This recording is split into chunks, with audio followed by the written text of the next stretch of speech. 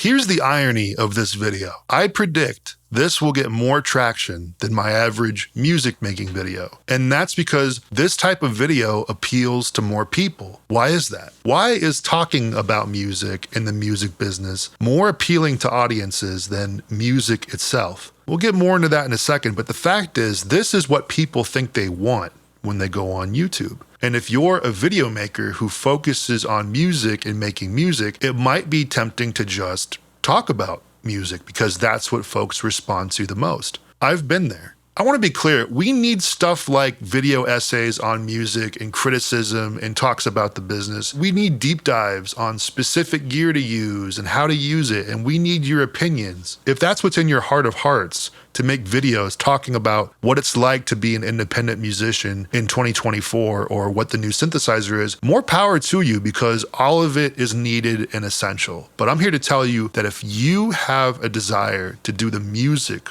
part here and you wish you could do that, I'd like to try to inspire you today. I know how tough it is to do this. I know how tempting it is when you're on YouTube to skew your efforts towards what you know will work, because when you do what YouTube likes, you really get rewarded for it. It gets you pushed out to more people, you get more time in the sunshine, and opportunity starts knocking at your door. It's great.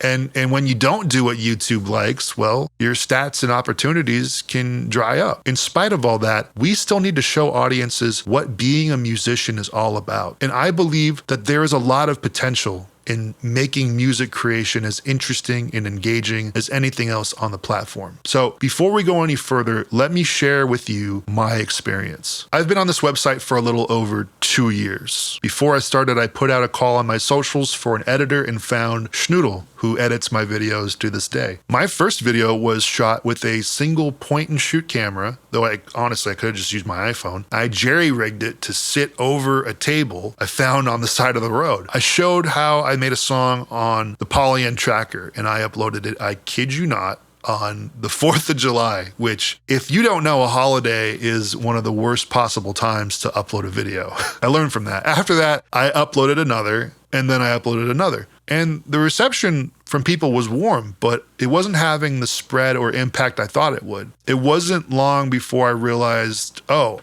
I have a lot of work to do on this format. I needed to do something more in order to make this engaging for viewers, but also to make it sustainable for myself, because, I wasn't making any money on it. So I invested in a second point and shoot. I set them up as USB webcams and had my editor edit live streams I did on Twitch into watchable videos. And it took 8 months of indifference until things finally started picking up and we found our stride. Since then, I've been through several iterations of style and presentation, but the heart of the channel has always remained the same, and the changes I've made to my set and my approach over time has only served to get closer to the thesis of my channel. I've spent countless hours through trial and error trying to find out how the process of making music could be as valuable to my audience as it could be. And I'm just a single video maker. There are so many on the platform that are similar to me, and we all have our own styles and storytelling and tone and pacing. Something I do notice, though, amongst most of these channels is their view counts are relatively low. There's outliers, sure,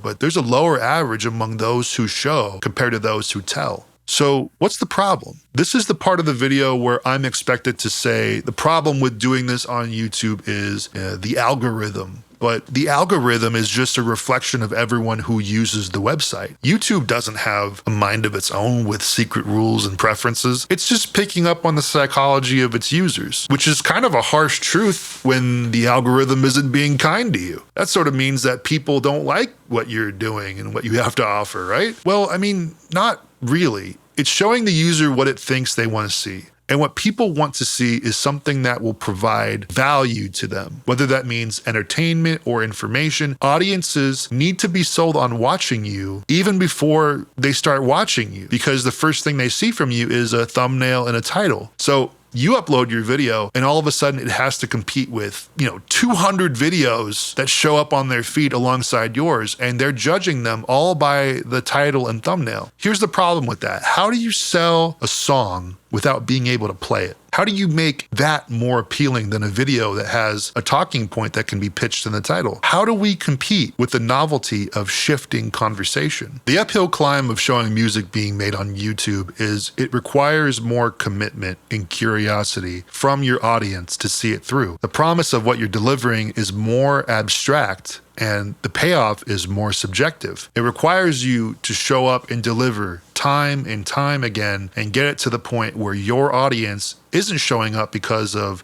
the title and thumbnail. They're showing up because they know you deliver. And at that point, it doesn't matter how you hook them. They just know it's going to be good. And that is when you move beyond the game of this website. And all that's left is a place where you can share what makes you fulfilled with people who will appreciate it. So we need you. We need musicians who want to make videos, making videos about making music. We need you for one big reason: advancement.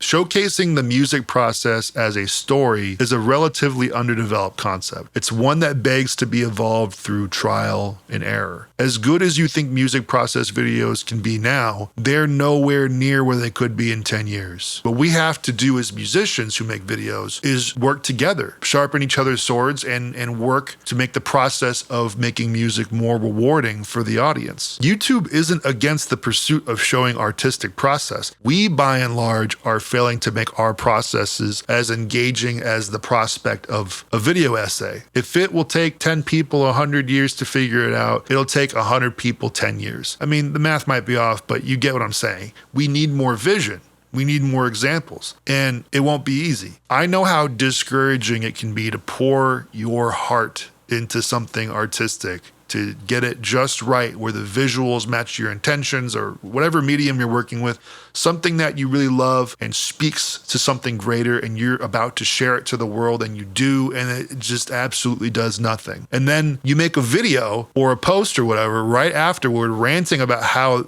that did poorly, and then that thing goes gangbusters. Support starts pouring in over how others feel that things should have done better and all kind. What are you supposed to think when that happens to you? It's easy to make connections that ultimately steer you away from sharing the very things you're most passionate to share with others. It might have failed the first time, but that just means the presentation requires polishing. The angles require sharpening. The audience is always changing, and we have to change with them. I'm a firm believer that music as a visual medium, including the meta of turning the music process into the art itself, has just as much potential as anything else that we can do. The frontier is vast and mostly unexplored, which can be intimidating, but that should be actually exciting to us. We're a long way from figuring it out. There's no doubt that translating what we do to video can be clunky, but I do think that my journey to week after week refine what it truly means to turn the act of making into the make itself is important, as well as the other people on here who are working hard to crack the same code. Who knows?